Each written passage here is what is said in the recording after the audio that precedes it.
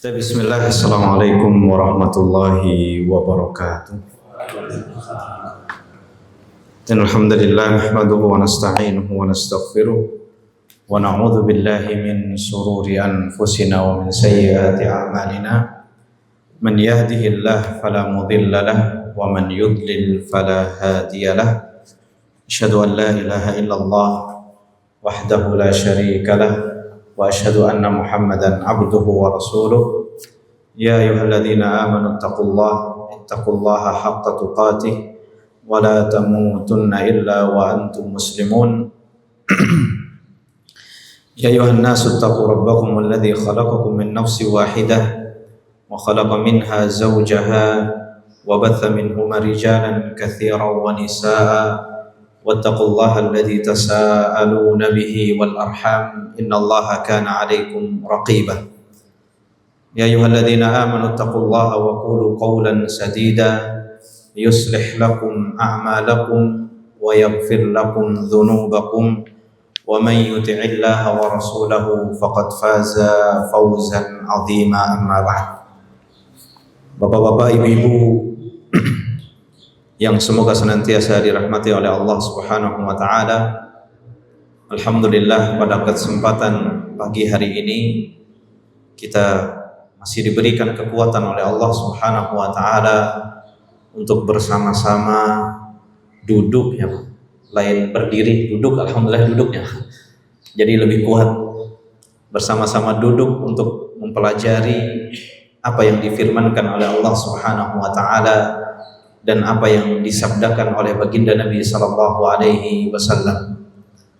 Dan semoga pertemuan kita ini menjadi salah satu pemberat amal kebaikan kita di akhirat kelak. Allahumma amin. Sebelumnya mungkin ada jamaah yang baru di luar dari mustahik zakat, yaitu dari dapur MBG. Maka kami ucapkan ahlan wa sahlan, marhaban bi talibul ilmi, selamat datang para penuntut ilmu.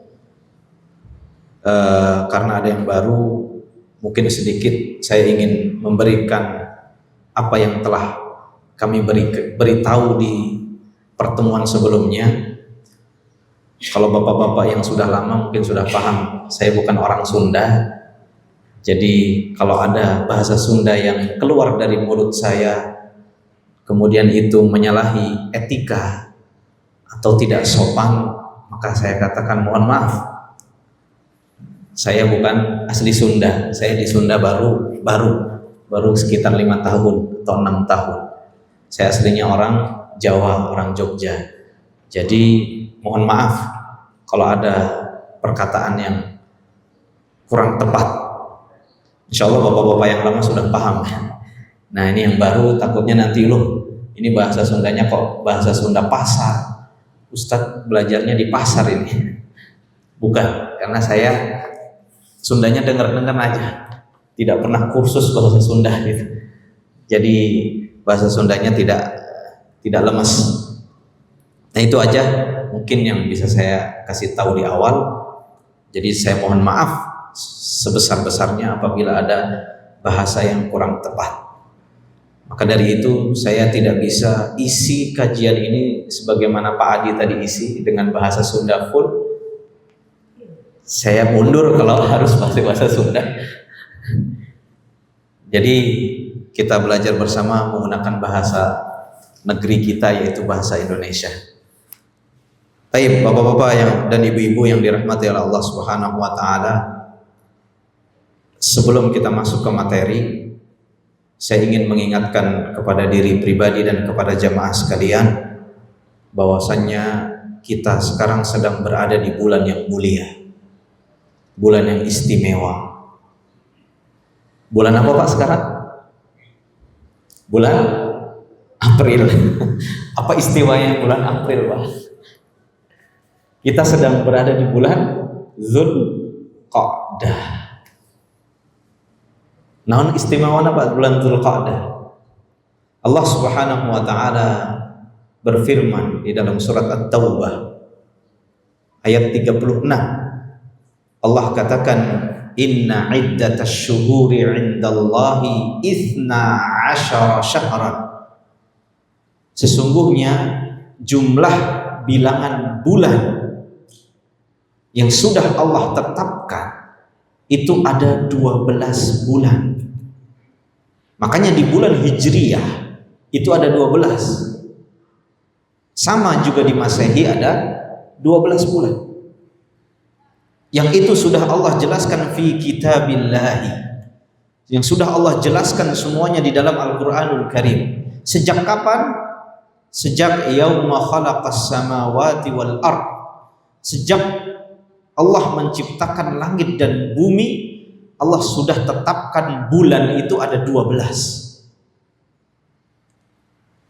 Nah, setelah Allah menjelaskan bahwasanya bulan itu ada 12 bulan, Allah jelaskan, Allah mengistimewakan bahwasanya di antara 12 itu ada yang istimewa.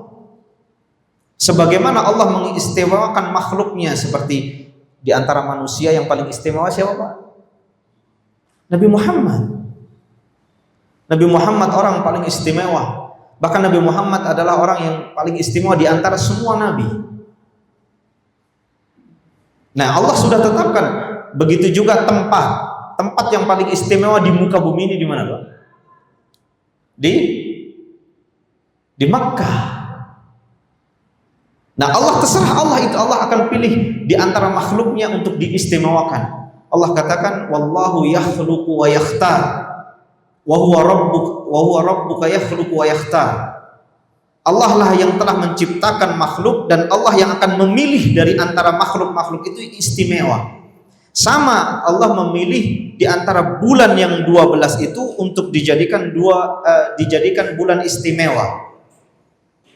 Ada berapa bulan istimewa di antara 12 bulan? Allah katakan arba'atu hurum. Di antara 12 Allah jadikan 4 bulan menjadi bulan istimewa atau sering dikenal dengan bulan haram.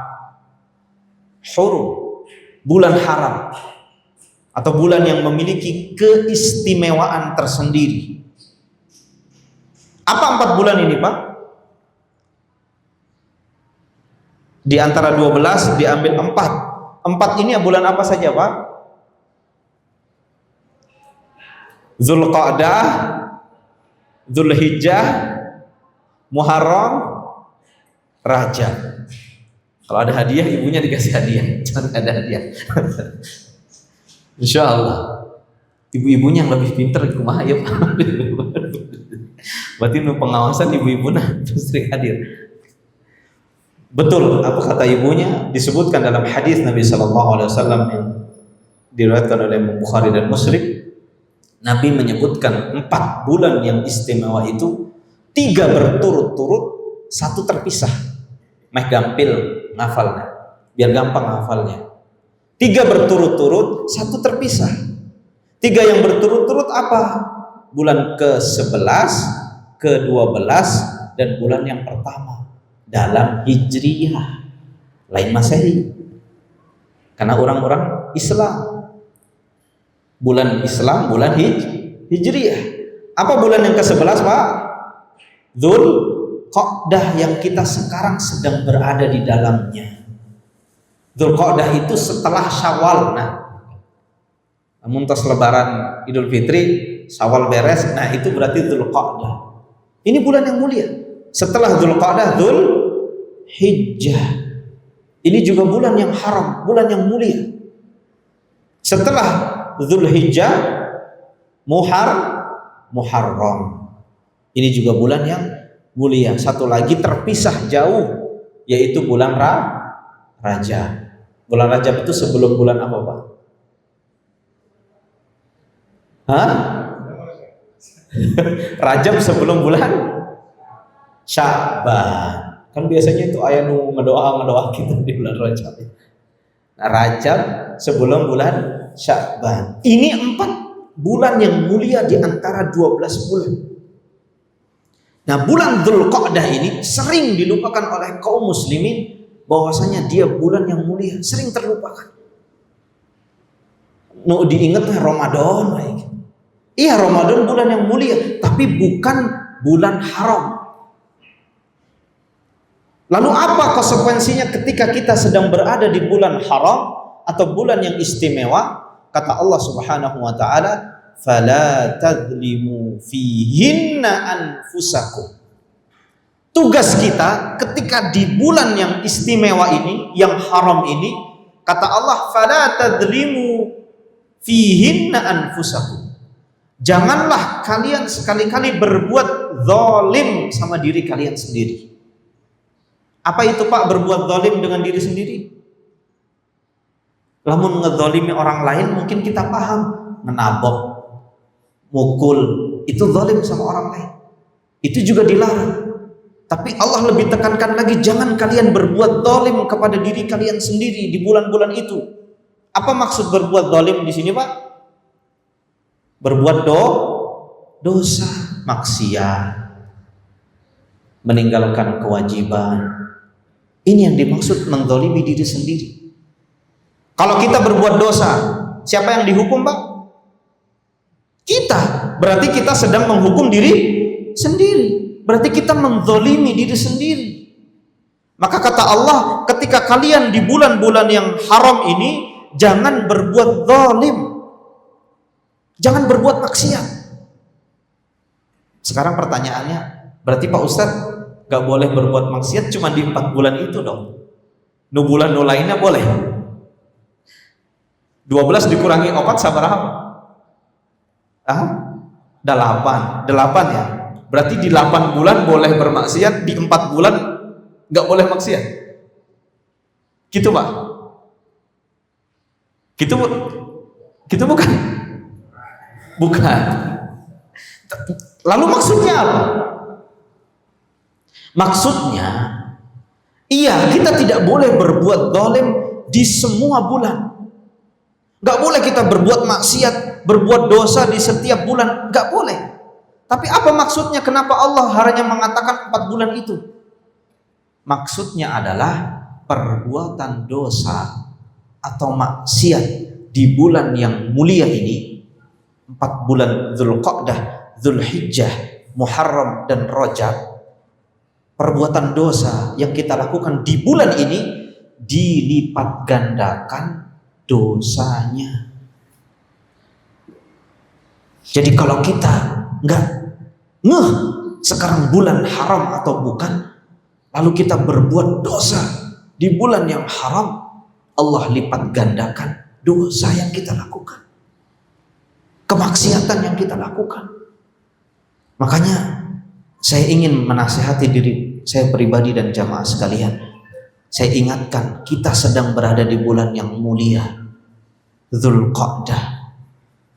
Kalau kita berbuat maksiat di bulan ini, maka dosanya dilipat gandakan. Lalu Imam Ibnu Abbas atau sahabat Ibnu Abbas radhiyallahu anhu mengatakan, juga bisa dipahami bahwasannya amalan soleh di bulan yang mulia ini juga dilipat gandakan pahalanya. Maka banyak-banyaklah beramal soleh di bulan-bulan yang mulia. Salah satunya bulan ini sekarang kita sedang berada di dalamnya, yaitu bulan Dzulqa'dah. Jangan merasa biasa saja. Ini bulan mulia. Perbanyak amal, jauhi kemaksiatan. Salah satu maksiat yang masih sering terjadi di masyarakat kita Pak, apalagi zaman modern saat ini yang belum banyak dipahami, apalagi menjangkiti para pemuda, itu masalah musik. Itu sering saya lihat. Bahkan orang mau belajar agama, musik kan? Musik itu sebuah kemaksiatan yang besar. Pak Ustadz, saya pernah ngaji, katanya boleh musik mah boleh-boleh saja, asal tidak mengandung apa itu namanya cinta-cintaan atau apa. Kata siapa? Kalau ada orang mengatakan demikian, membolehkan musik, saya semakin yakin dengan Nabi SAW. Nabi pernah mengatakan akan datang di antara kalian orang-orang yang menghalalkan khamr, menghalalkan sutra, lalu menghalalkan musik. Nabi itu ngomong sejak bahala. Eta abad sabaraha Nabi ngomong. Nabi sudah ngasih tahu kepada kita akan datang sebuah kaum yang mereka menghalalkan musik. Jadi kalau ada orang mengatakan musik itu halal, saya yakin dengan Nabi, ini orang yang sudah disebutkan Nabi sejak dahulu kala. Siapapun itu, dia seorang kiai, dia seorang anjengan, dia seorang imam, kalau dia menghalalkan musik, oh, ini orang yang sudah diwanti-wanti sama Nabi sejak Nabi masih hidup. Orang akan menghalalkan musik. Berarti kalau Nabi akan mengatakan ada orang yang menghalalkan musik, berarti hukum musik naon, Pak? Haram. Haram. Jelas. Ini bukan kata saya, kata Nabi SAW. Bahkan kata Allah Subhanahu wa Ta'ala di dalam Al-Qur'anul Karim banyak sekali dibahas. Wah, Ustaz kenceng pisan haram musik. Saya tidak kenceng. Saya cuma menyampaikan apa yang Allah sampaikan dan apa yang Nabi sampaikan. Kalau Bapak dan Ibu sekalian atau kaum muslimin nerima atau tidak nerima, itu semua kembali kepada diri kita masing-masing. Saya hanya menyampaikan. Itu Nabi yang sampaikan. Makanya kalau ada orang bilang ke saya, kata siapa musik haram? Kata Nabi, kata Allah. Justru malah saya semakin yakin dengan kenabian. Ada orang-orang yang menghalalkan musik. Dan ini orang-orang yang sudah disabdakan oleh Nabi sejak dahulu kala. Nabi katakan itu. Akan datang sebuah kaum yang mereka menghalalkan musik. Oh, kaumnya sudah datang sekarang. Mereka menghalalkan musik. Musik itu sebuah kemaksiatan yang besar. Apalagi dilakukan di bulan haram. Dilipat gandakan dosanya. Dan masih banyak kemaksiatan yang terjadi. Itu salah satunya. Salah duanya misalnya tidak amanah. Kita sedang bekerja, kok tak amanah. Kita harus bekerja dari jam 7 sampai jam 2 misalnya. Datang jam 8, pulang jam 12. Ini tidak amanah. Ini termasuk kemaksiatan. Apalagi dilakukan di bulan haram. Kerjanya diamanahi untuk misalnya apa kalau di MPG nyucinya, misalnya nyuci ompreng harus yang dicuci misalnya jumlahnya 2000 ompreng. Udah biar cepet nyucinya 22 gitu. Jadi 1000, jadi dirangkep. Kumaha caranya diakalan. Ini juga tidak amanah. Disuruh belanjana 1 kilo harganya 15.000. Udahlah belanja 1 kilo tapi harganya tolong di up jadi 17.000. Itu juga tidak amanah.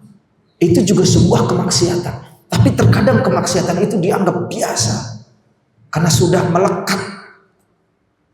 Makanya pentingnya belajar. Itulah pentingnya belajar ilmu agama, agar kita menjalankan kehidupan ini sesuai dengan yang diperintahkan oleh Allah dan diajarkan oleh Nabi SAW, agar kita bisa selamat. Saya sudah katakan berkali-kali, Pak, kita hidup berapa kali, Pak? Lupa ya, Pak. Kita hidup berapa kali, Pak? 2 kali kita hidup. Kita mati berapa kali, Pak? 2 kali kita mati. Nah, bapak-bapak yang pertama kajian hadir dan perhatian hafal keneh. Kita mati 2 kali, hidup 2 kali.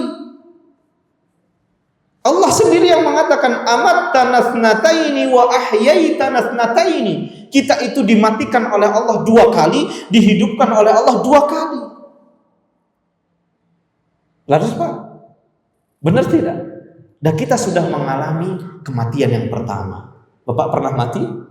Kita semua dulu mati. Sebelum kita hidup, kita mati. Gak ada di dunia ini. Nah, itu kematian yang pertama. Lalu setelah kematian yang pertama kita dihidupkan oleh Allah Subhanahu wa taala untuk menjalani kehidupan yang pertama, yaitu saat ini, Pak. Ini kita sedang menjalani kehidupan yang pertama.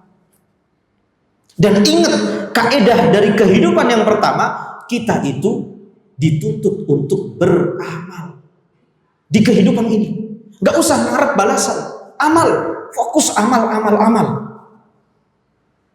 Di kehidupan yang pertama. Kenapa kita harus fokus amal? Karena di kehidupan nanti yang kedua, tidak lagi kita bisa beramal. Kita hanya bisa menuai hasil panen dari apa yang kita tanam di kehidupan yang pertama. Nah, kita sedang menjalani nih, Pak, kehidupan yang pertama. Kita harus memperbanyak amal. Karena setelah kehidupan yang pertama ada kematian yang kedua. Yang ini yang memutus segala kenikmatan yang Allah berikan. Setelah kematian yang kedua, kita akan dihidupkan oleh Allah menjalani kehidupan yang kedua. Dan kaidah di kehidupan yang kedua itu kita tidak bisa ngapa-ngapain lagi, gak bisa beramal. Kita hanya bisa menuai hasil. Kalau yang kita tanam di kehidupan yang pertama kebaikan, maka kita akan menjalani kebaikan pula di kehidupan yang kedua.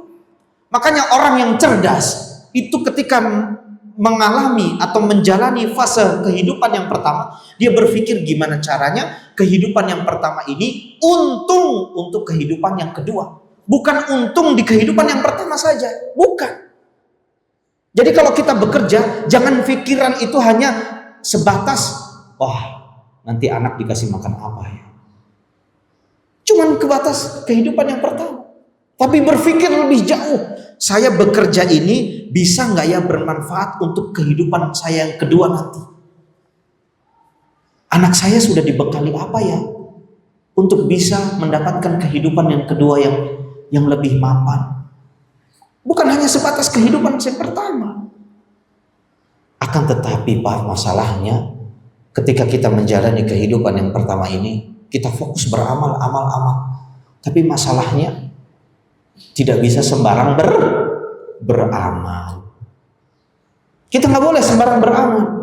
Kita harus mendasari amal itu dengan ilmu.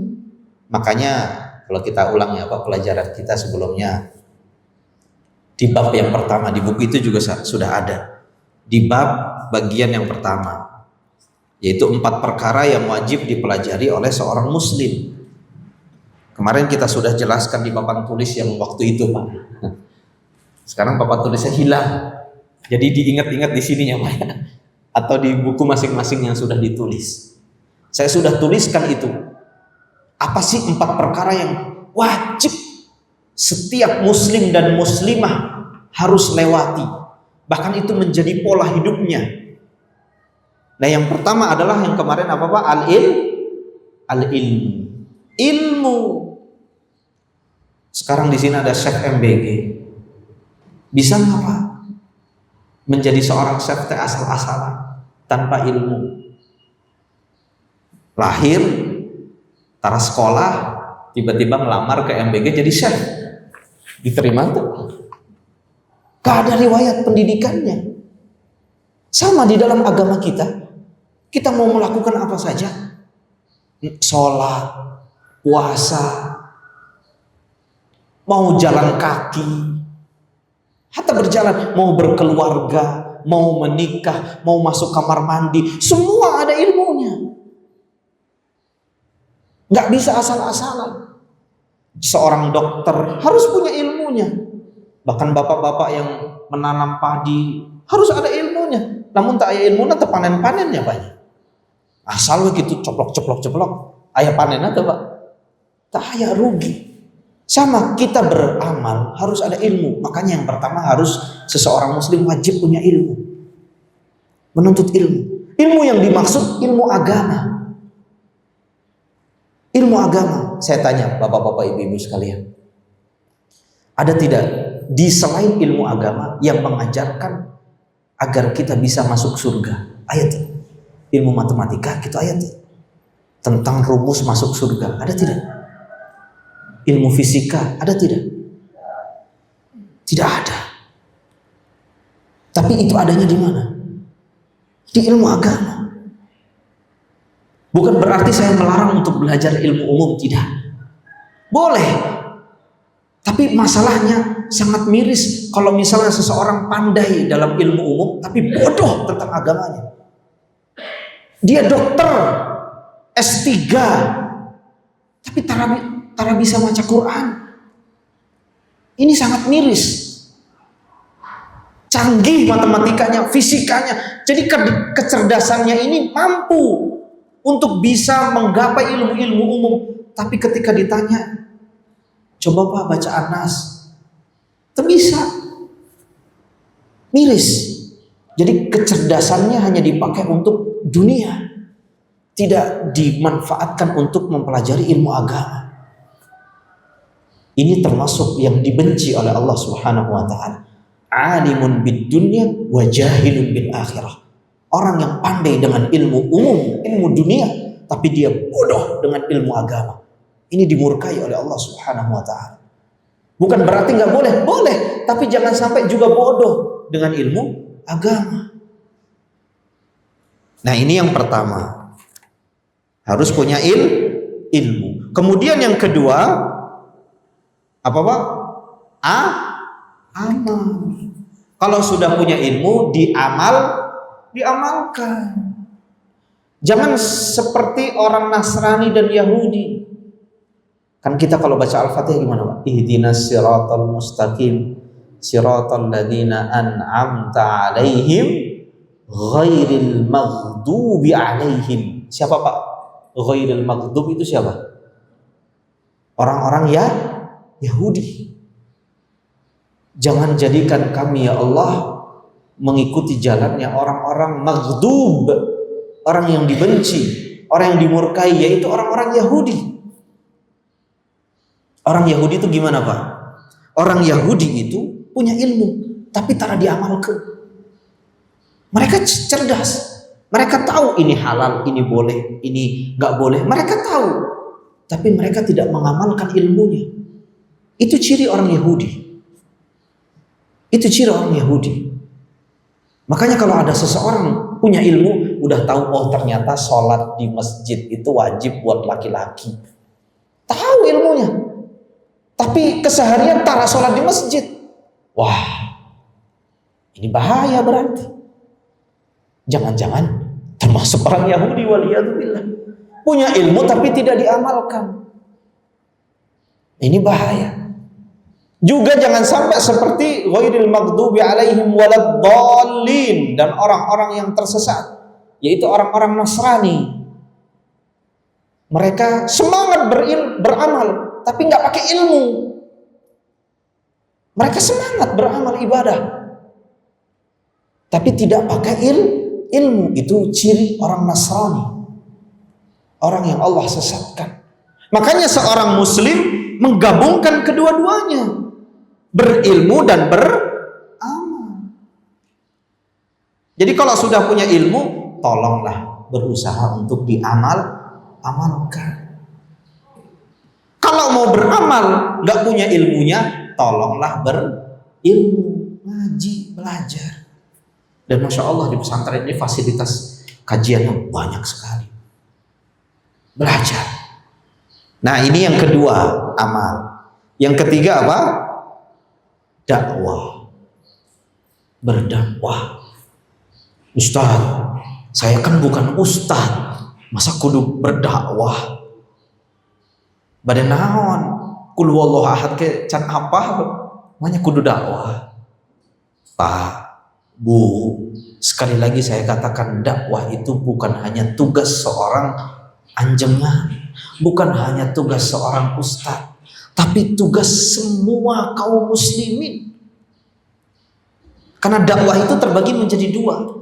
Ada dakwah secara umum, yaitu mengajak manusia untuk berbuat baik. Itu dakwah. Mengingatkan manusia dari perbuatan maksiat, itu dakwah. Dan dakwah khusus yaitu seperti mengajar, Nah itu khusus para kiai, para dai. Tapi kalau dakwah secara umum itu tugas kita semuanya. Nggak pandang bulu siapa kita. Semua setiap muslim punya kewajiban berdakwah. Terkhusus lagi kepada keluarga nih. Apalagi bapak-bapak yang sudah berkeluarga. Itu ada anak nggak pernah sholat, masa diantep? Jangan. Kita dakwahin, ayolah sholat. Ada anak ngebohong, masa diantep? Nah, nggak boleh ngebohong. Ada anak perempuan sudah besar, nggak pakai jilbab, keluar rumah, nasihati. Kalau bahasa Jawa, ndo, gitu. Kalau bahasa Sunda, neng, gitu ya. Pakai jilbabnya, tutup auratnya kalau mau keluar rumah. Nanti banyak yang naksir, gitu. Dinasihati, itu dakwah. Mau berangkat ke masjid, lihat bapak-bapak masih nongkrong di depan rumahnya. Pak, hayu orang ke masjid sholat. Itu dakwah. Itu dakwah. Dakwah itu tidak muluk-muluk harus di mimbar. Enggak. Bahkan dakwah yang terbaik itu kepada keluarga kita. Karena Allah katakan, ku anfusakum wa ahlikum nar. Manusia sekalian, jagalah diri kalian dari api neraka dan jagalah keluarga kalian. Nah, ini khususnya bapak-bapak, keluarga kalian, istri kalian, anak-anak kalian dari api neraka. Dakwahi mereka. Makanya saya dulu bikin tugas Pak kepada bapak-bapak ini yang dulu hadir. Kalau setelah kajian dari sini pulang tong cicing, dakwah gitu. Ayo nak ngariung, ayo bu ngariung. Tadi bapak habis belajar, dakwah. Oh tadi ternyata di pelajaran di kajian tadi begini. Ajarkan sambil makan, enak gitu. Jadi dakwah itu tidak harus jadi kiai, enggak. Maka tugas seorang muslim yang ketiga harus berdakwah. Seorang pimpinan misalnya harus mendakwahi bawahannya. Seorang kepala harus mendakwai, memperhatikan agama orang-orang yang di bawahnya gimana. Masa ada di situ kemaksiatan dibiarin saja, ada kemungkaran. Makanya kalau pegawai ketika diingatkan masalah agama oleh pimpinannya, tong ngambek. Karena pimpinannya sedang menjalankan tugas dari Allah. Kasihan dia, nanti kelak akan ditanya di pertanggungjawaban Allah Subhanahu wa taala. Ini kenapa ada pegawaimu yang bermaksiat, kamu tidak tegur? Akan ditanya oleh Allah.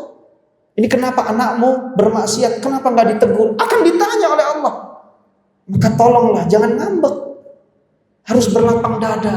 Kita meringankan beban pimpinan kita ketika di hadapan Allah Subhanahu wa taala.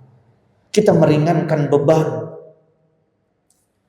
diri kita ketika kita ditanya oleh Allah Subhanahu wa taala. Apalagi bapak-bapak nasihati anaknya. Kalau anaknya ngambek, sabar. Makanya yang keempat harus sabar. Sampai kapan kita harus sabar? Sampai mati. Sabar ada batasan tuh, Pak? Sabar ada batasan kan tidak, Pak? Ada tuh? Tidak ada. Saya punya anak sulit banget dikasih tahu buat sholat. Gimana ya? Sabar. Sampai kapan Ustaz sabarnya? Ya sampai Bapak dipanggil sama Allah. Karena sabar tidak punya batasan. Sebagaimana pahala sabar tidak punya batasan. Innama yuwaffas sabiruna ajrahum bighairi hisab, kata Allah. Sesungguhnya balasan orang-orang yang bersabar tidak punya batasan, unlimited. Makanya sabar juga tidak punya batasan. Makanya sabar. Maka jangan marah ketika dinasihati sama Ustaz. Sabarnya Pak, ya kumaha deui sabar. Sabar itu tidak ada batasan. Sabar dalam apa?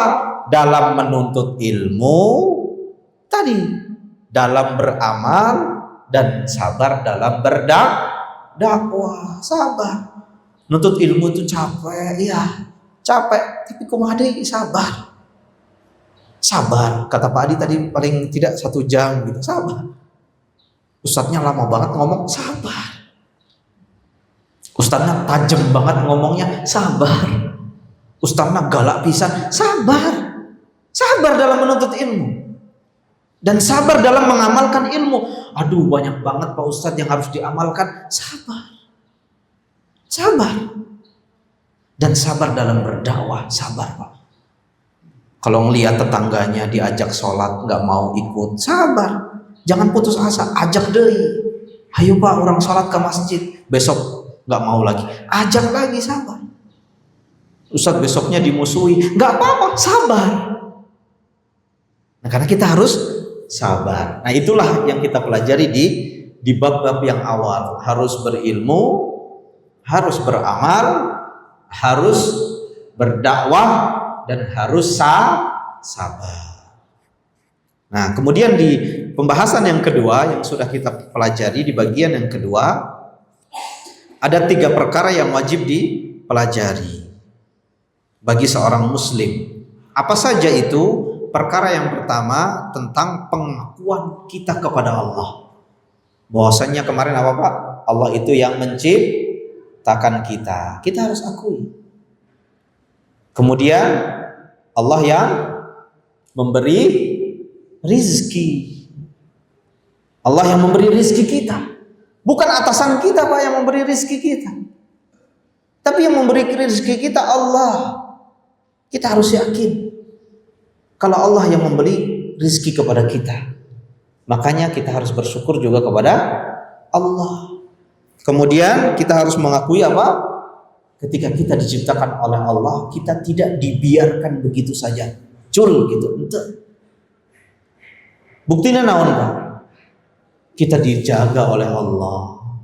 Masih diberikan kehidupan, masih diberikan rezeki, masih bisa. Kita dijaga sama Allah. Kita tidak diciptakan begitu saja. Kemudian yang keempat apa? Bukti bahwasanya Allah tidak membiarkan kita begitu saja. Allah utus kepada kita seorang Rasul, yaitu Nabi kita Muhammad sallallahu alaihi wasallam. Kemarin tugas Rasul apa saja Pak? Kita tulis waktu itu di papan tulis ya. Papan tulis di luhur gimana? Udah kehapus sepertinya. Apa saja tugas Rasul? Lupa. Apa saja tugas Rasul? Sudah kita tulis. Intinya adalah tugas Rasul menjelaskan kepada umatnya tentang siapa itu Allah. Siapa itu Allah? Nabi jelaskan agar umatnya mau benar-benar beribadah kepada Allah Subhanahu wa taala.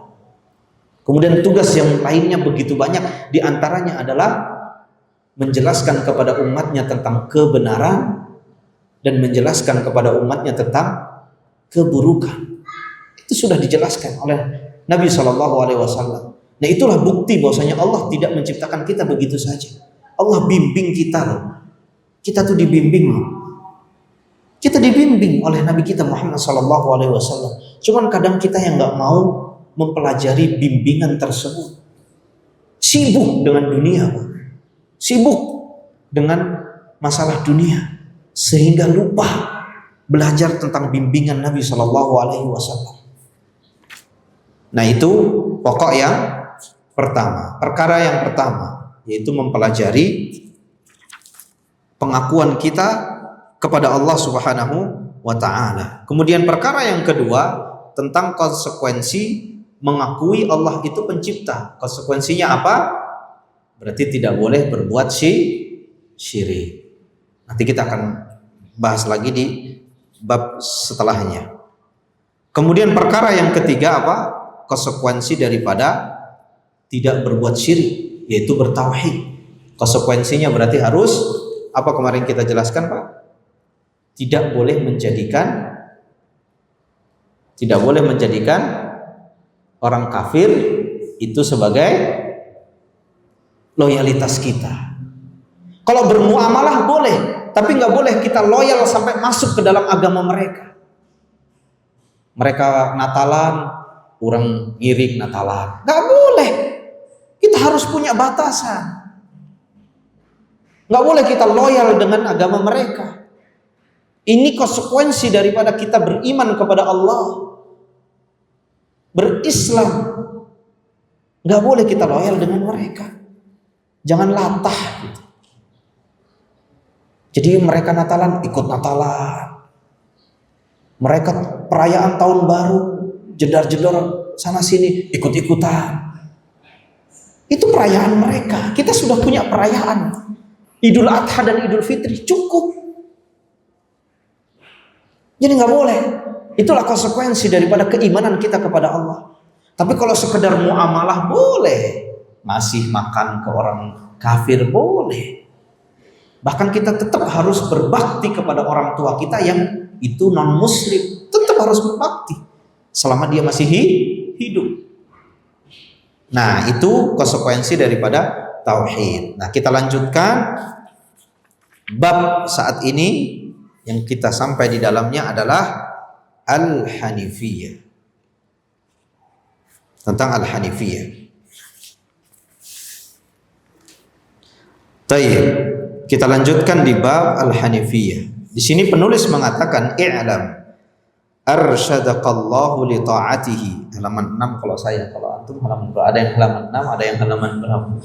Ada yang 10 dan ada yang 6, tergantung bukunya. Kalau yang saya halaman 6. Itu ada yang halaman 10 katanya. Al-Hanifiyah. Penulis berkata, i'lam arsyadaqallahu li ta'atihi. Ketahuilah arsyadaqallahu li ta'atihi, ini penulis mendoakan orang yang membaca tulisan ini, semoga Allah membimbingmu untuk selalu taat kepada Allah Subhanahu wa taala. Ini kebiasaan orang Arab yang Masya Allah.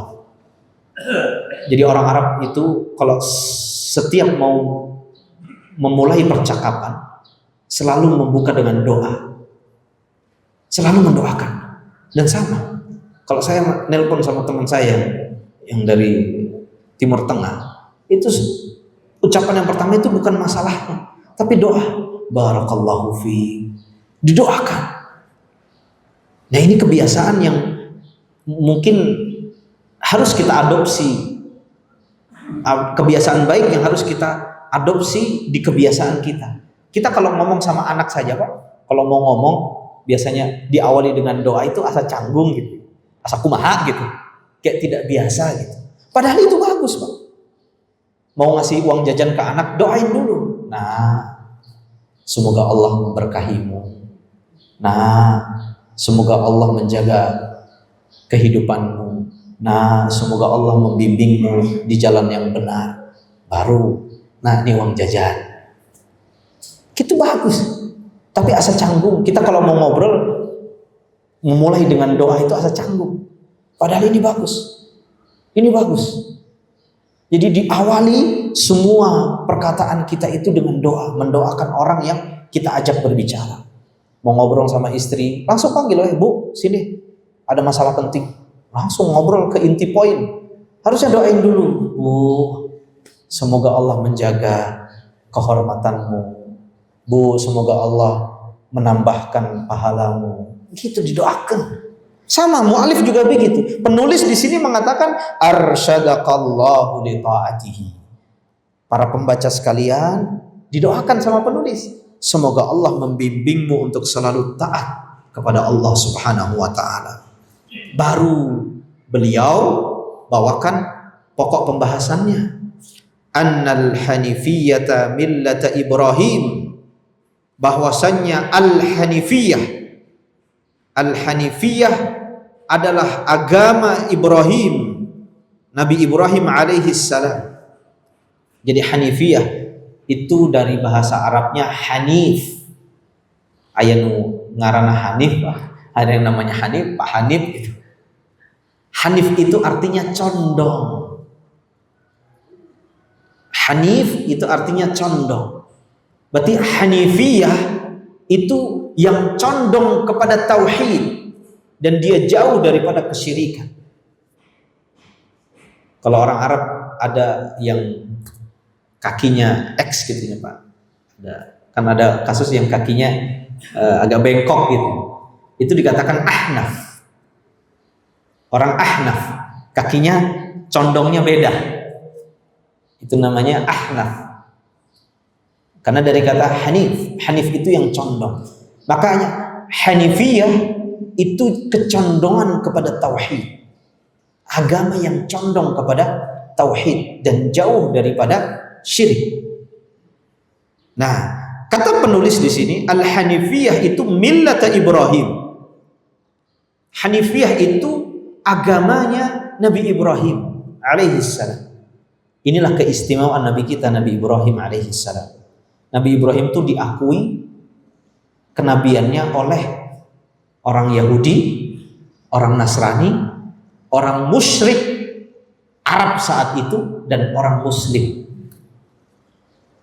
Ini termasuk keistimewaan Nabi Ibrahim. Diakui Pak, diakui oleh orang Yahudi, diakui oleh orang Nasrani, diakui oleh orang-orang musyrik, dan diakui oleh orang Muslim. Mereka itu Nabi Ibrahim itu Nabi mereka. Diakui. Tapi Allah bantah. Allah bantah.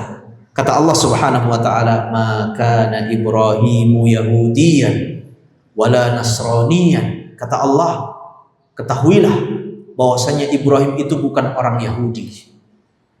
Bukan dari Yahudi. Wala Nasraniyan. Nabi Ibrahim juga bukan orang Nasrani.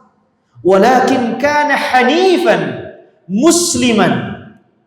Akan tetapi Nabi Ibrahim itu membawa agama yang hanif, yang mentauhidkan Allah, dan Nabi Ibrahim adalah seorang muslim. Nabinya orang-orang muslim. Kemudian Allah membantah, wa ma kana minal musyrikin. Nabi Ibrahim itu bukan orang-orang musyrik. Jadi Nabi Ibrahim itu nabinya umat muslim, dan beliau muslim. Agama yang dibawa oleh Nabi Ibrahim adalah agama Islam, agama Hanifiyah yang mengajak kepada tauhid, untuk mentauhidkan Allah Subhanahu wa taala. Itulah salah satu keistimewaan Nabi Ibrahim. Dan kenapa harus Nabi Ibrahim? Salah dua atau nomor dua keistimewaan Nabi Ibrahim adalah Allah menyuruh Nabi Muhammad dan umatnya untuk mengikuti ajarannya Nabi Ibrahim. Jadi Allah menyuruh Nabi Muhammad dan umatnya, berarti orang sadayana, untuk mengikuti ajaran Nabi Ibrahim. Allah Subhanahu wa taala katakan, "Fattabi', wahai Muhammad, fattabi' millata Ibrahim hanifa." Wahai Muhammad, ikutilah ajaran Nabi Ibrahim.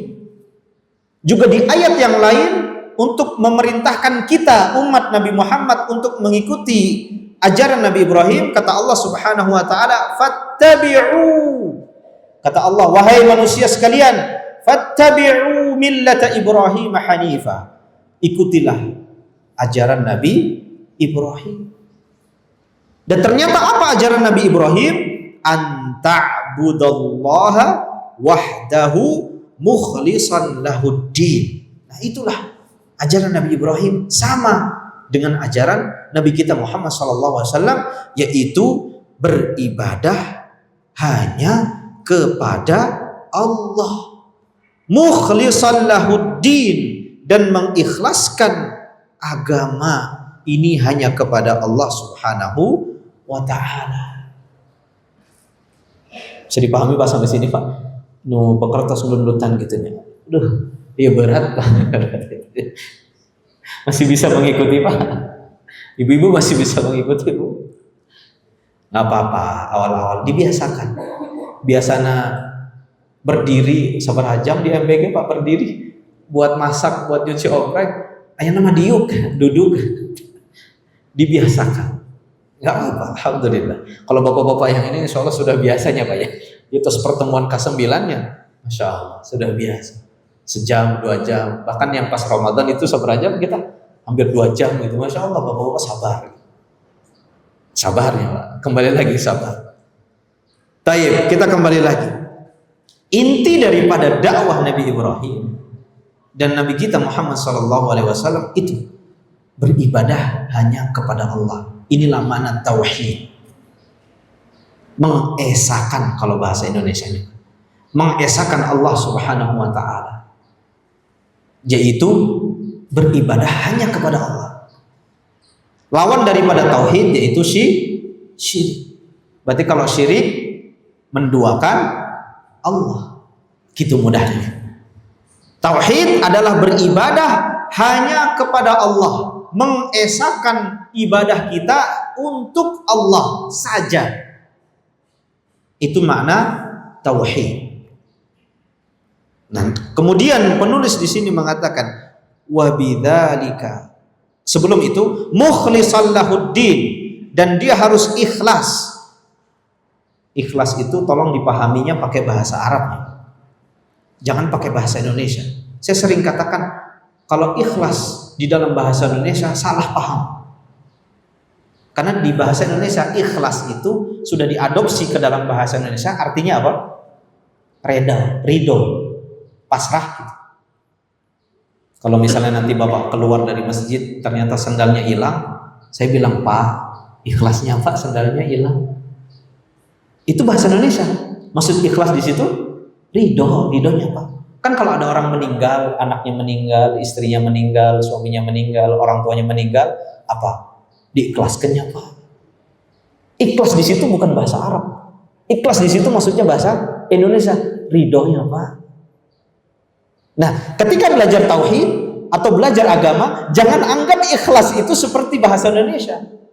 Ikhlas di dalam bahasa Arab memurnikan ibadah ini kepada Allah, bukan meridhokan ibadah ini, bukan. Ridho dengan ikhlas di dalam masalah agama beda. Ikhlas itu memurnikan. Makanya kalau kata orang Arab di sini nggak ada teh ya, nggak disuguhin teh. Oh nggak ini kode. Nggak madu. Kalau orang Arab Pak, kalau madu mungkin bapak-bapaknya bingung Pak. Teh, ayat nu teh, sekarang ada teh celupnya. Kalau bahala tak ayat teh celup, tehnya itu nyampur. Ayat daun teh nah gitu Pak, ayat daun teh. Nah kalau orang Arab membersihkan daun teh itu dari minuman teh, itu namanya mengikhlaskan. Akhlastu syai minal ma. Saya sedang mengikhlaskan air ini, teh ini dari air ini. Maksudnya membersihkan, memurnikan. Itu maknanya ikhlas. Jadi kalau bapak masuk ikhlas dalam ibadah itu, benar-benar ibadah ini murni untuk Allah. Bukan untuk mitoha, bukan untuk rekan kerja, bukan untuk atasannya. Saya sholat ya karena Allah, bukan untuk biar dibilang orang soleh. Itu mana ikhlas dalam bahasa Arab. Jadi bukan ikhlas ini dalam bahasa Indonesia. Jadi ketika beliau mengatakan mukhlishan lahuddin, mengikhlaskan agama ini, ya maksudnya memurnikan agama ini hanya untuk Allah, bukan untuk selain Allah, bukan untuk jin, bukan untuk pohon, bukan untuk batu, bukan untuk kuburan, bukan untuk Nyi Roro Kidul, bukan sahadaya. Benar-benar untuk Allah. Ini maksudnya mengikhlaskan agama ini. Nah, wa bidzalika amarallahu jami'an nas wa khalaqahum laha. Dan dengan itulah Allah Subhanahu wa taala memerintahkan semua manusia, kafir, muslim, semua manusia mendapatkan perintah ini untuk beribadah hanya kepada Allah Subhanahu wa taala. Dan itulah tujuan Allah menciptakan kita, yaitu untuk mentauhidkan Allah di dalam ibadah kita. Dalilnya mana? Kata penulis di sini, wa ma khalaqtul jinna wal insa illa liya'budun. Allah Subhanahu wa taala tidaklah menciptakan jin dan manusia melainkan hanya untuk tugasnya satu, beribadah kepada Allah. Tugas satu Pak, beribadah. Jadi kalau kita pikir-pikir semua kehidupan kita Pak, Tujuannya cuma satu, ngibadah kepada Allah. Ustadz, saya kerjanya di sini jadi misalnya jadi petani. Iya, petani itu bisa jadi ibadah kepada Allah. Kalau tahu ilmunya. Saya makan itu bisa jadi ibadah kepada Allah. Saya jadi tukang cuci ombreng itu bisa ibadah kepada Allah. Kalau tahu ilmunya. Kalau kita pikir-pikir, semua inti dari kehidupan kita ibadah. Itu inti daripada kehidupan kita. Kita diciptakan Allah itu untuk ibadah. Makanya kalau ada orang yang malas ibadah, eta hirup keneh teu gitu. Bisa jadi mati. Karena orang yang diciptakan hidup oleh Allah intinya untuk ibadah. Makanya aneh, ada orang yang hidup tapi malas ibadah. Kita beribadah kepada Allah Subhanahu wa ta'ala. Nah, kemudian beliau menjelaskan apa makna ibadah itu. Wa makna ya'budun ay yuwahhidun. Makna inti dari ibadah itu adalah mentauhidkan Allah, menyerahkan semua ibadah yang kita lakukan hanya untuk Allah. Dah, itu intinya. Bukan untuk mendapatkan dunia, bukan untuk mendapatkan istri yang cantik, bukan untuk mendapatkan suami yang soleh, enggak, untuk Allah. Bukan untuk kuburan, bukan untuk penjaga pohon keramat, bukan untuk penjaga gunung, penjaga laut, apalagi Pak? Penjaga gawang atau untuk Allah saja. Nah, itulah makna ibadah. Nah, kemudian sedikit beliau lanjutkan sebelum kita akhiri ya, biar habis satu bab ini. Wa a'dhamu ma amarallahu bihi tauhid. Nah, ternyata Pak, perkara terbesar yang Allah perintahkan kepada kita adalah tauhid. Kalau kita sholat, puasa, zakat, sedekah, itu tidak dengan tauhid, itu bisa sia-sia. Pokoknya semua berkerucut kepada tauhid. Ini perkara yang paling besar. Apa itu tauhid? Ifradullahi bil ibadah. Mengesahkan Allah di dalam peribadatan kita. Bisa dipahami Pak? Tauhid adalah mengesahkan Allah. Mengesahkan itu apa? Menunggalkan Allah. Tidak mendatangkan sekutu bagi Allah di dalam ibadah kita. Dan kebalikannya, apa yang dilarang? Wa a'dhamu ma naha anhu asyirku. Lawan daripada tauhid itu syirik. Berarti syirik itu apa Pak? Menduakan Allah atau mendatangkan tandingan bagi Allah. Berarti Pak, orang yang melakukan kesyirikan, dia beribadah kepada Allah bukan? Orang yang melakukan kesyirikan, dia beribadah kepada Allah atau tidak? Hah? Beribadah kepada Allah atau tidak? Orang yang melakukan syirik, itu dia beribadah kepada Allah. Gimana maksudnya Ustaz? Iya. Orang yang syirik, itu bukan orang yang tidak nyembah Allah. Bukan. Bukan orang ateis kalau bahasa ayat. Orang yang tidak percaya Tuhan, itu bukan syirik, itu mah kafir. Orang syirik itu dia sholat kepada Allah, puasa, zakat, sedekah, ia beribadah kepada Allah. Tapi di dalam ibadahnya dia mendatangkan sekutu bagi Allah. Itulah syirik. Nih, kita sholat, Allahu Akbar, sholat. Tapi habis sholat masih percaya dengan jimat. Eta syirik.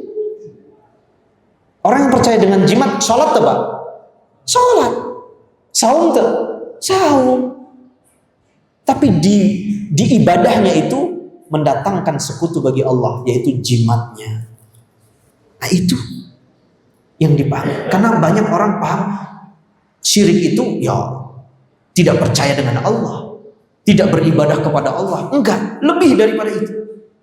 Syirik itu orangnya ibadah kepada Allah, Tapi di sisi lain dia mendatangkan sekutu bagi Allah Subhanahu wa taala. Makanya orang yang melakukan kesyirikan itu dia juga beribadah kepada Allah. Kita tawakal nih Pak. Tawakal kita sama Allah. Ketika mau kerja, ya Allah, saya bertawakal kepadamu ya Allah. Tapi ternyata dia masih pakai jimat. Ini tawakalnya sama Allah atau sama jimat? Ini mendatangkan sekutu, tandingan bagi Allah. Bisa dipahami tak Pak? Nah, biar bisa paham. Ibu-ibu resep tak di madu. Ibu-ibu kalau di madu sama suaminya resep, wah, ente sepakat. Nah, kalau bapak-bapak yang sudah punya istri satu, nah, kalau dia maunya satu saja, berarti dia sedang mentauhidkan istrinya. Maksudnya menyatu istrinya satu aja. Tapi ketika dia menduakan istrinya, nah, itulah syirik. Bisa dipahami tuh Pak? Tetap istri pertama ini tetap istri dia bukan? Iya. Istri kedua istri dia bukan? Iya, tapi dia mendatangkan tandingan istri yang pertama. Pasea. Paham Pak? Nah, syirik itu begitu. Kita beribadah sama Allah, tapi masih percaya kepada selain Allah. Kita sholat sama Allah, kita sedekah karena Allah, kita puasa untuk Allah, tapi masih kirim sajen. Dukun, percaya ke dukun. Dukun itu istri kedua, bahaya. Itu syirik. Jadi syirik itu bukan tidak percaya kepada Allah, bukan. Kalau itu orang ateis, itu orang kafir. Syirik itu bukan yang tidak menyembah Allah, tidak. Syirik itu orang yang beribadah kepada Allah, tapi dia mendatangkan tandingan bagi Allah. Nah, itu yang tidak diampuni oleh Allah Subhanahu wa ta'ala. Itulah yang dosa yang paling besar. Maka dari itu beliau mengatakan, membawakan ayat wa'budullaha wa la tusyriku bihi syai'an. Wahai manusia sekalian, sembahlah Allah. Nah, sembah Allah, tapi jangan berbuat syirik, mendatangkan sekutu, tandingan bagi Allah di dalam ibadah kita. Jangan sampai. Ini karena ini dosa besar. Nyembelih, nah ini bentar lagi kurban. Nyembelih ketika Idul Adha, dia berkurban karena Allah. Tapi di luar Idul Adha, dia setiap bulan nyembelih untuk laut, untuk pohon keramat. Nah, ini syirik. Ini hakikat daripada kesyirikan. Bisa dipahami Pak Bu? Nah, inilah Al-Hanifiyah. Hanifiyah adalah agama yang condong kepada tauhid, mengesahkan Allah di dalam ibadah dan menjauhi kesyirikan, yaitu menduakan Allah Subhanahu wa taala di dalam ibadah kita. Makanya kata Nabi SAW, syirik yang paling kecil itu apa Pak? Riya. Naon riya Pak? Lain ketawa. Riya itu ketika beribadah mengharapkan pujian dari orang lain. Itu kan mendatangkan pujian, itu menandingi pujian Allah Subhanahu wa ta'ala. Makanya riya itu dibilang syirik, tapi syiriknya kecil. Syiriknya syirik kecil. Kecil berarti tenanawan Pak Ustaz. Tetap nanawan, nggak boleh. Walaupun itu syirik kecil, itu juga tetap tidak boleh. Kalau sholat di belakangnya ayam mitoha atau ayam minantu, masya Allah. Ada ayat calon, masya Allah, diperbagus. Tapi kalau sholat seorangan, ini riya namanya. Ini namanya riya. Dia sholat sama Allah, tapi mendatangkan pujian manusia. Kalau sholat diawasi sama atasannya, masya Allah. Tapi kalau itu diawasi sama atasannya, main-main gitu, berat gitu. Nah, ini masih berarti sholatnya belum ikhlas, masih mengharapkan pujian dari manusia. Itulah makanya pentingnya belajar. Penting belajar itu. Sama terakhir Pak, masalah sholat juga, masih nyinggung masalah sholat. Saya masih lihat di masyarakat kita, Pak. Ya semoga tidak terjadi di kita di masjid ini. Kalau sholat itu banyak kan saya lihat di masyarakat kita. Jika dia datang terakhir-terakhir, itu memulai softnya itu dari sebelah kanan. Jadi ngariung ke kanan, baru ke tengah gitu. Ini sebenarnya tidak sesuai dengan yang diajarkan oleh Nabi Shallallahu Alaihi Wasallam. Kalau kita telat, soft sudah ada Pak. Soft 1 sudah ada, soft 2 sudah ada. Memulai softnya dari mana? Dari tengah belakang imam. Kalau Bapak mulai dari kanan, kalau kita mulai dari kanan, nanti orang ikut mulai dari kanan baru ke tengah. Imamnya bukan di tengah itu jadinya. Terus semuanya di kanan.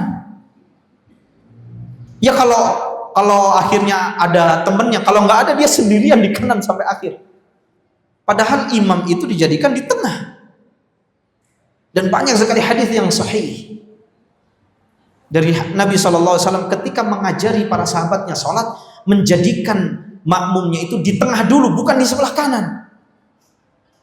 Banyak sekali, salah satunya hadis yang dibawakan oleh Anas bin Malik dalam riwayat Imam Muslim.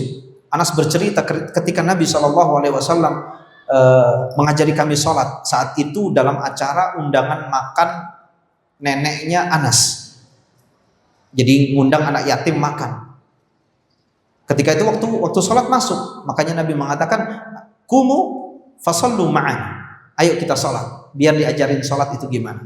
Akhirnya Anas bercerita, ketika Nabi mengimami, kita dijadikan di belakang Nabi. Saya dan anak yatim dijadikan di belakang Nabi SAW. Bukan dijadikan sebelah kanan Nabi. Ya memang ada hadis yang wasitu, mulailah pertengahan shaf itu memang lemah tapi hadis.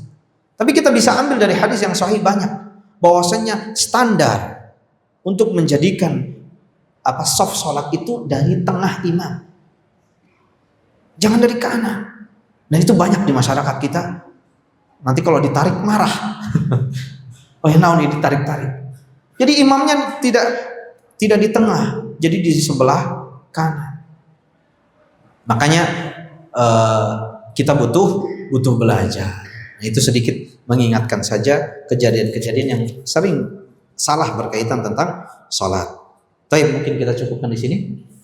Jam 10 lebih, udah capek tuh. Udah lihat jam gitu ya, jam sabaraha ya, jam beres. Taib, sesi tanya jawab atau sesi tanya jawab? Taib, silakan, Pak.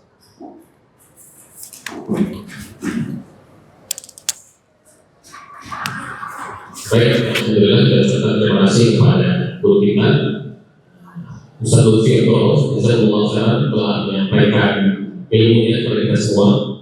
Namun sebelum itu barangkali ada yang Bapak Ibu yang bertanya, silakan mungkin kita buka 1 atau 2 sesi tanya jawab saja. Dari Bapak Ibu dari NBI silakan. Ada yang bertanya mungkin 1 atau 2 aja. Ada Pak, Bu? Boleh? Ada 1 saja. Ada 1, alhamdulillah.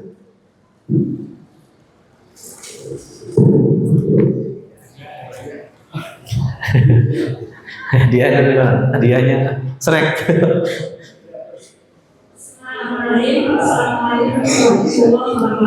Waalaikumsalam warahmatullahi wabarakatuh.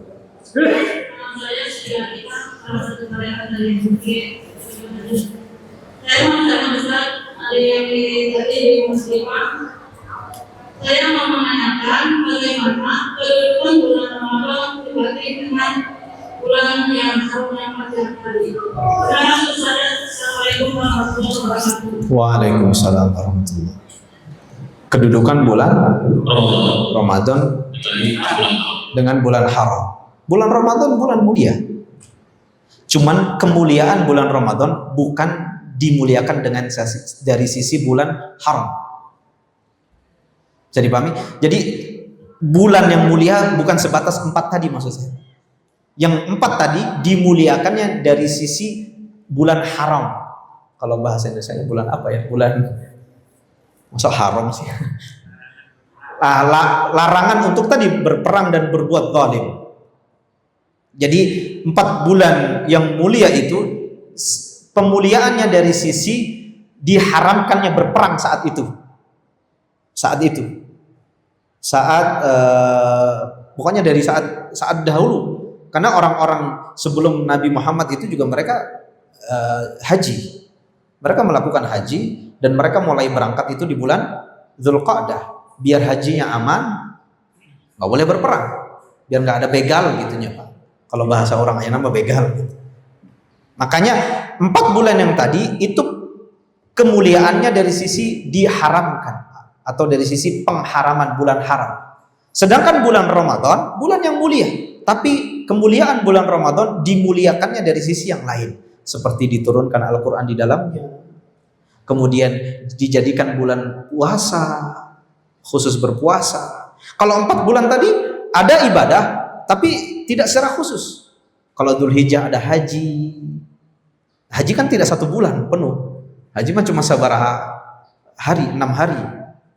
Itu haji. Tapi kalau Ramadan 1 bulan full. Tidak cuma 6 hari berpuasa. Seperti di Muharram ada puasa Muharram.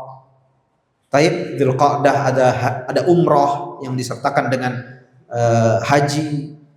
Jadi kemuliaannya Ramadan itu bukan dari sisi bulan haram, tapi dari sisi yang lain. Tapi tetap Ramadan juga bulan yang mulia. Bisa dipahami Bu? Taib. Sudah? Mudah-mudahan bisa dipahami ini. Masih ada Pak Bu? Dari dapur lagi 1 lagi, boleh silakan. Kita kasih kesempatan lagi. MPK dulu aja. Ya. Itu bapaknya.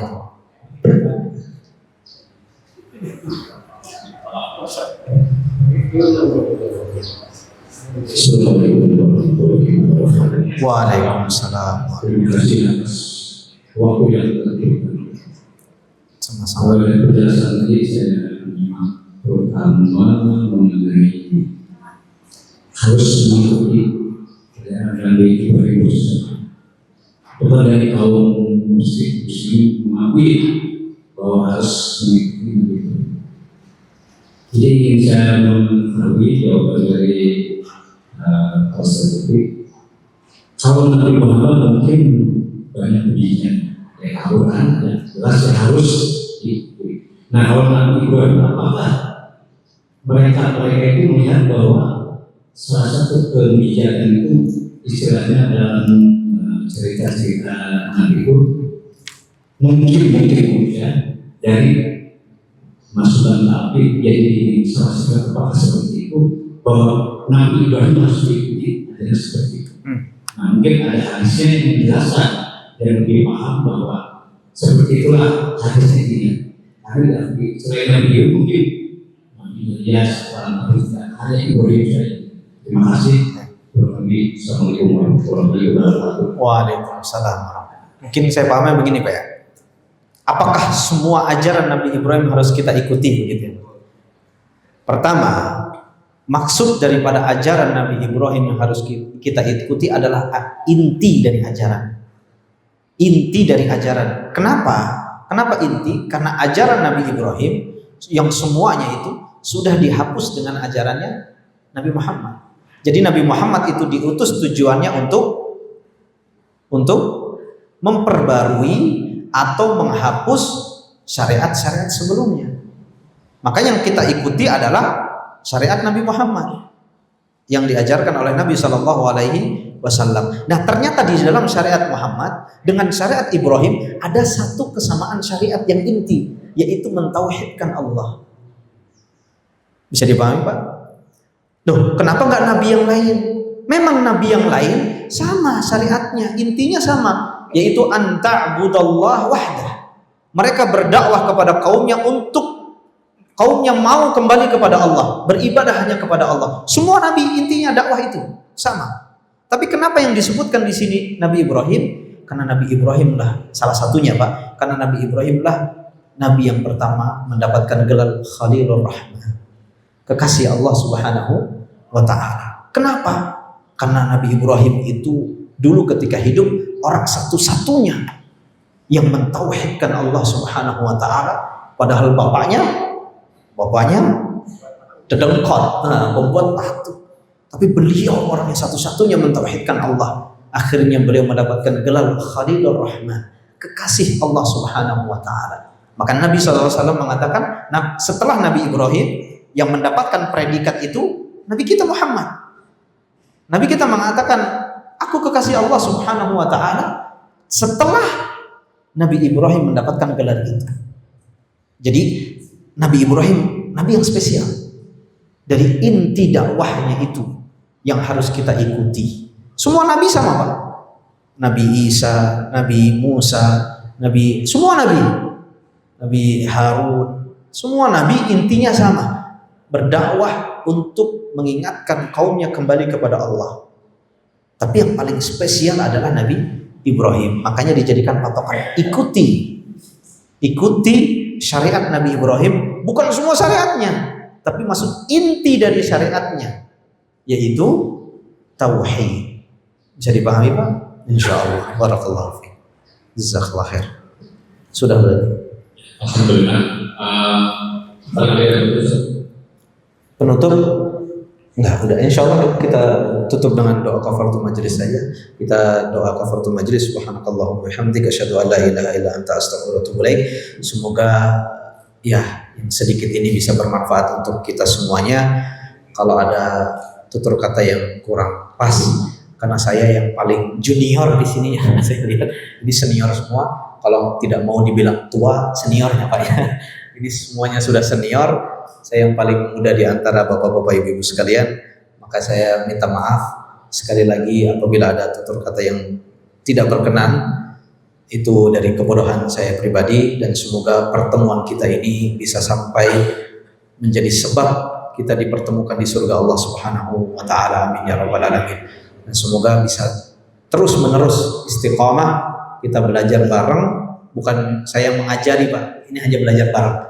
Bapak punya pengalaman lebih, saya punya ya sedikit atau sepatah dua patah yang disampaikan, kita belajar bareng lah. Baik, itu saja mungkin dari saya. Assalamualaikum warahmatullahi wabarakatuh.